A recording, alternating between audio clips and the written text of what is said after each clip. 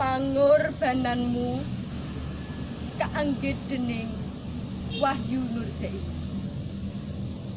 Merdekaning bangsa iki amarga sliramu. Ora pujian, ora kekuasaan. Dudu kuwi sing dituju. Merdekaning negeri kuwi kaanggitmu. Tanpa senjata, tanpa busana. Mung ngandelke pangrasa.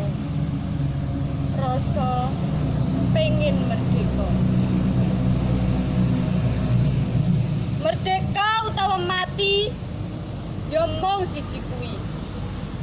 Patokane jangkahan. Lila ikhlas kanthi legawa. Ora ngarep bondo donya, berjuang tanpa kapeksa.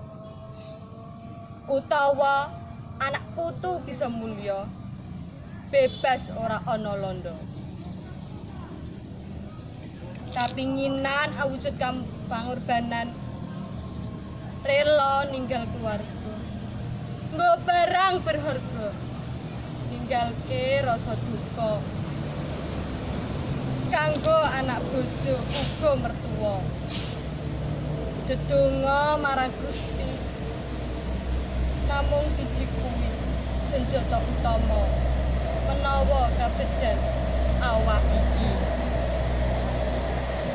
Tumete sing getih kang mili kaya banyu ing kali, maburing nyawa saka raga. Kuwi wujud pangorbanan. Pangorbanan tanpa jasa kang gawe sejarah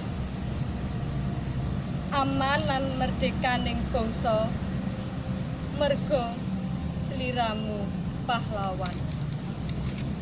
Iki piye? Iki piye?